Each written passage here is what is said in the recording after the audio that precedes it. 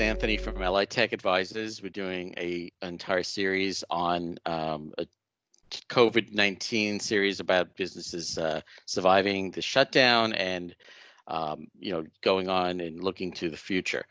As far as that goes, I'm now interviewing Robert Gray from Gray & Gray Attorneys, and he is the CEO and owner of Gray & Gray. And he's been a long-time client and friend of mine as far as, we do a lot of the IT work and everything for them, but I definitely want to hear his side of, what his experiences has been with this whole shutdown. Robert? Hi, Anthony. Hey. So basically, I'm just asking, what, as far as like going through this from the beginning, how did this affect your business? How did it affect you personally? How did it, how prepared were you for this shutdown? It took everybody kind of by surprise. And, what changes, did you have to make any? And as far as any kind of takeaways from this experience and so on going forward? So take it from there. There's a lot to unpack there in all of those questions. From a standpoint of protecting our staff and keeping them safe, I think we were pretty well prepared. By the middle of February, we had masks and gloves and stocks of Purell already on hand, because my general philosophy is that if it doesn't go bad, buy more of it. So we bought it. We bought the PPE, or the personal protective equipment, very early. We had ordered it with the view that if a situation arose, then we would be prepared. And if it didn't come to pass, it cost us a little bit of money, and the materials could always be donated or used elsewhere, someplace down the road. So, we were very fortunate to have planned ahead and to have materials on hand. So from a PPE standpoint, we were in good shape. The last day that we had people in the office was March 13th, 2020. On that Friday, which was ironically Friday the 13th, everyone went home. And at that point, I was thinking that we would open for business as usual on the Monday, even though you could anticipate at that point that eventually there was going to be some sort of shutdown. On Sunday night, so that would be Sunday, March 15th, about dinner time, I think it finally landed home with us that there was absolutely going to be a shutdown and people were going to be told to stay home. I figured that was probably going to happen by Thursday of that week, and I made a decision on that Sunday night that there was no point in bringing people back to work on Monday so that they could be potentially exposed just to have a few days of in-office operation. So it was on a Sunday night that we told everyone not to come back to work and to stay home, and that we would try to operate remotely. At that point, we had actually already ordered a voice over IP phone system, but it had not been delivered. So we were about a half a step behind there. Fortunately, on the Sunday night, because we have some really excellent vendors, between Sunday night and Monday morning, we were able to configure our existing phone system so that anytime an extension got called, it sent an email to the staff person, and they could listen to the audio of the voicemail and then return the person's call. So for about a week at the beginning, we were operating with an outgoing voice message that instructed our clients to leave a message at the relevant extension, and we put an extension list up or a company directory. And we also gave clients emails that they could email. So we spent the first week Um, really fully operational, just with a very different model, because instead of taking calls live as they were coming in, it was leave a message and we'll call you back, which is usually not how we do things. By the end of the first week, the phone system that we had already ordered came in. So by the Monday of the second week, we were operating fully virtually. So at that point, our phones went back live where the clients could call, and it was seamless for the incoming callers. Thanks to Long Island Tech Advisors, we were able to beef up our terminal server operation and get everybody a little better bandwidth and a little better remote capacity working from home. So I would say for the first week of the shutdown, we were probably 75% operational with everyone working remotely. And by the second week, we were 100% operational, which was good because it actually was that second week that we were working remotely that the governor went to full remote operations or work from home across the state. Now, I mean, in terms of how our cases have been going along, we generally have three practice areas. There's a workers' compensation practice and a Social Security disability practice and a personal injury practice. The workers' compensation practice, we're dealing with an administrative agency, which is the Workers' Compensation Board. And the Workers' Compensation Board actually had created their own virtual hearing mechanism several years ago. At the time, I was not enamored of the virtual hearings because workers' compensation in general has become a very dehumanizing sort of practice for our clients. And I felt that the virtual hearing program where the person doesn't get to be in the same room with the judge and is just a picture on a TV screen really accelerated that development.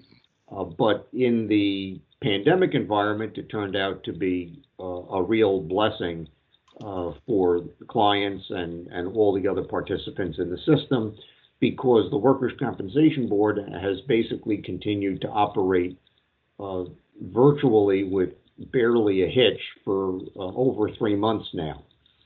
Now, in terms of the substance of the cases, that's a different question. I mean, generally what drives activity in workers' compensation cases are people going to the doctor for medical treatment and seeking to have surgery authorized or to claim injuries or an increase in their level of disability or what have you on our side.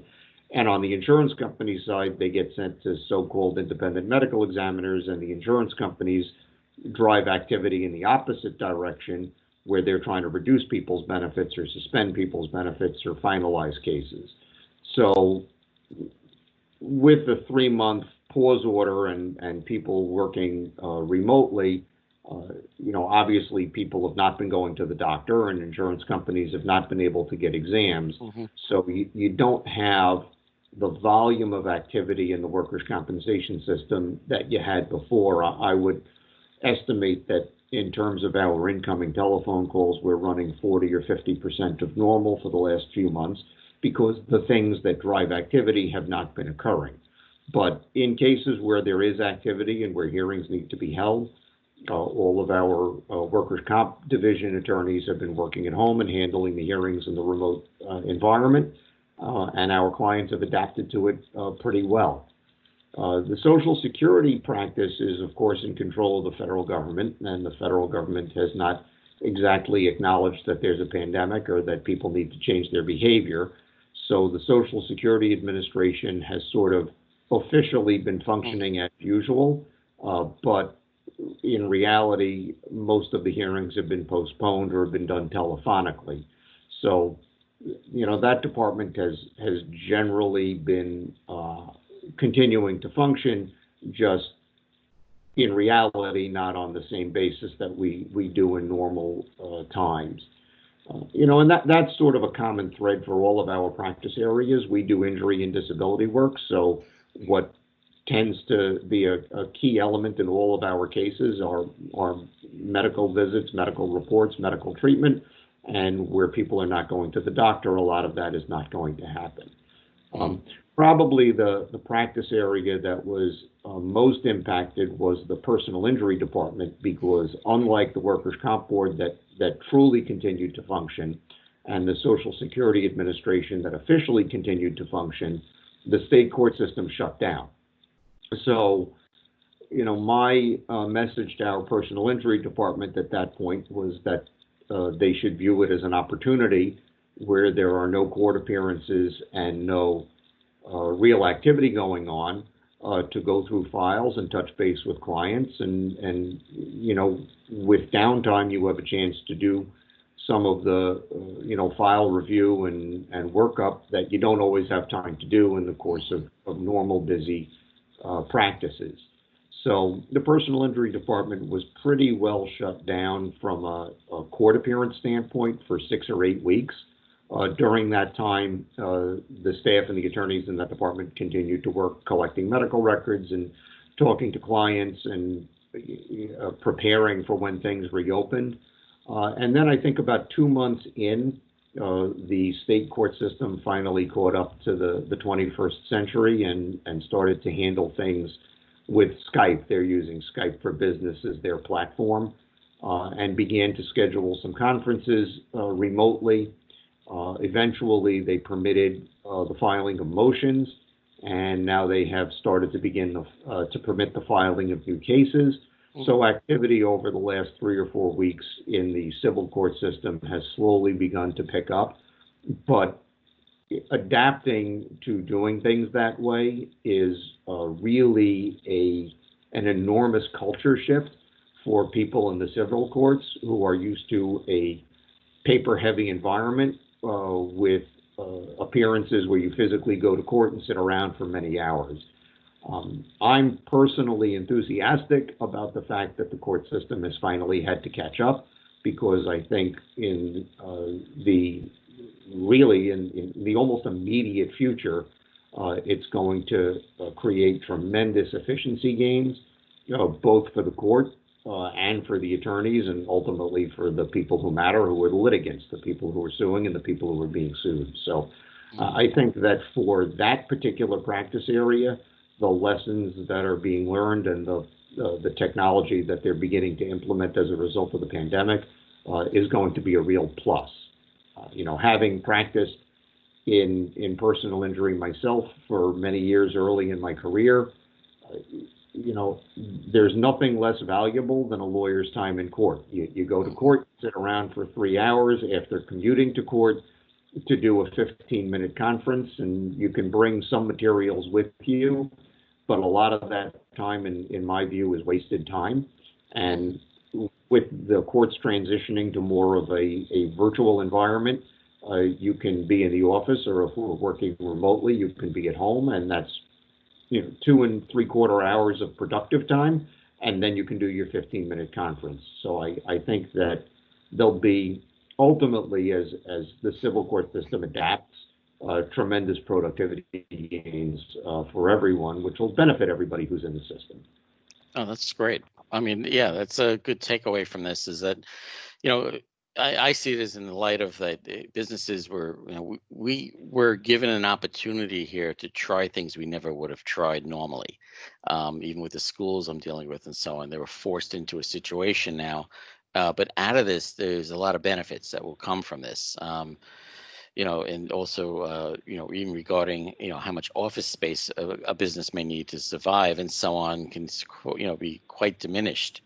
Because, working remotely, I've found it personally, even with my crew, we've been able to do much more now and handle much more multitasking than, just going to a client. We're able to do, 98% of the work remotely. And of course, there are times we need to go out, but I see this as a boon on, for many businesses. Okay. Yeah, for us, it's I think a little more complex.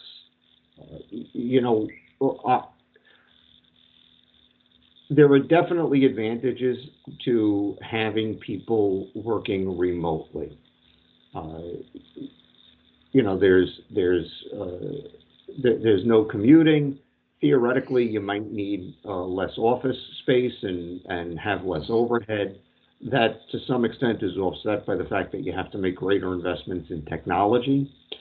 But and also people who have childcare issues or health issues who miss time from work when they have to come to the office can very often work full days or most of a full day as long as they're working remotely. It gives you more ability to flex hours. There are certainly a host of advantages to it. But what I found a little surprising early on is that a very significant percentage of our staff absolutely does not want to work at home. There has been a tremendous push from our attorneys and our staff.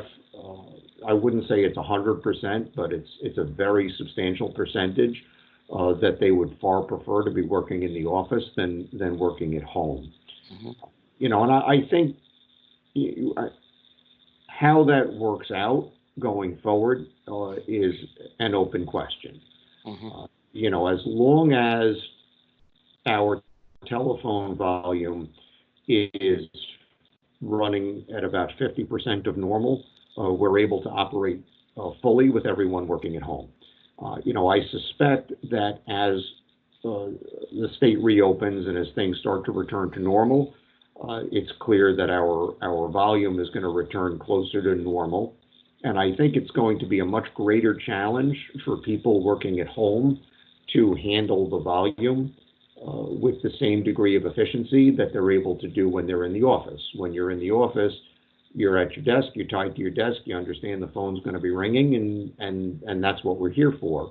At home, it's natural that people take far more little diversions than they do when they're in the office, and it may pose a challenge. And there's also, at least in our organization, where we have a lot of people who have been working together for a long time. Probably a third of our staff have been with us for more than 15 years, and another third between 5 and 15 years. People miss working with one another. And it really is not satisfactory to most of our people to replace real interpersonal contact with telephone and Zoom or other electronic communication. And then you have the client side of it, which is clients like to know that their attorney is a real person and they want to come to an office.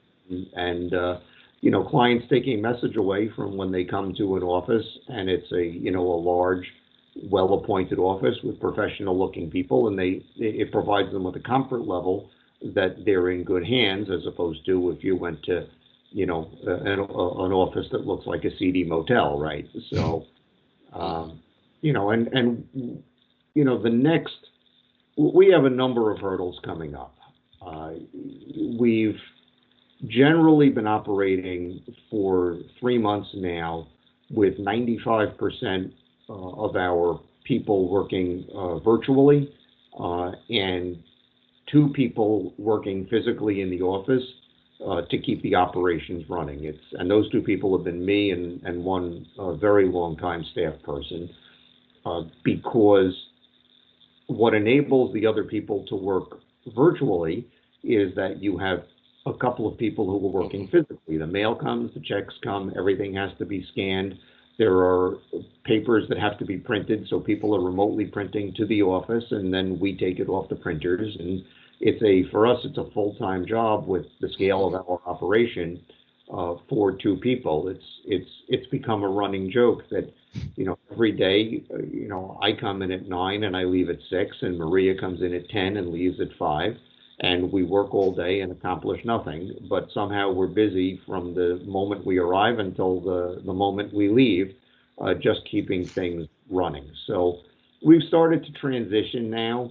We've brought back one more person in the Social Security Department to start to return that department's work to a person in that department.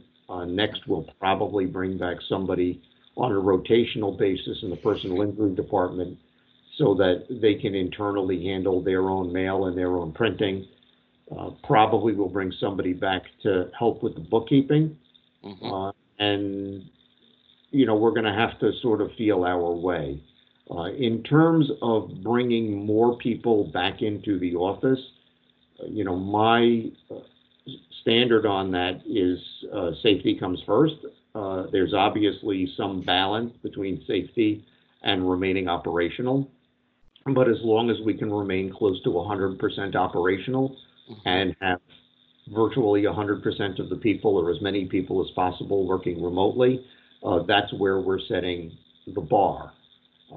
If volume increases and it's just not physically possible to remain operational with everyone working remotely, then we'll have to start crossing the bridges of who do we bring back and how many people do we bring back and what steps do we take to make sure that everybody's safe.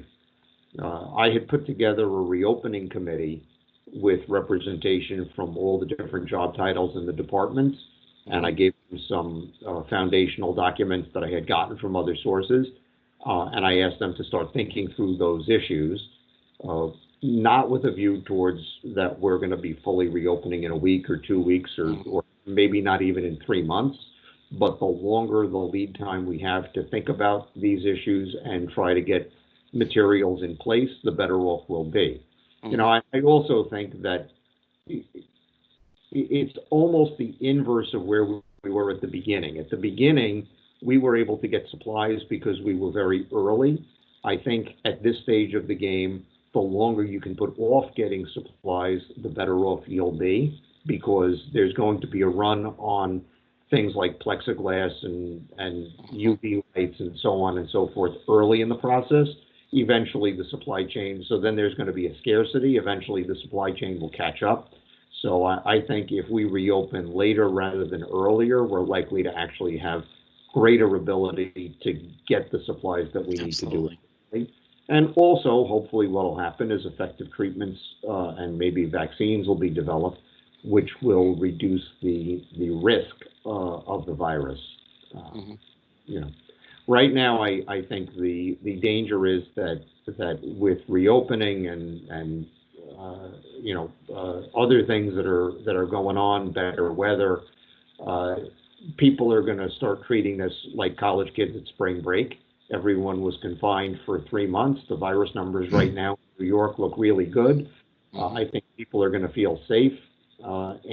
Unfortunately, my concern is that we're going to see a significant spike in the numbers 2, 3, 4 weeks from now, and don't know what's going to happen when the fall comes and cold and flu season gets layered on top of that. From the news today, you're already seeing that there were spiking numbers in states that reopened and where there were large gatherings of people Memorial Day weekend. So, we're being very cautious about this. Okay. All right. Well, I think we're going to conclude here. I really appreciate your time and all the information you shared with us. Again, it's Robert Gray from Gray Attorneys, and I really appreciate getting together with us and sharing your experience. Happy to be here. Thanks, Anthony. Okay.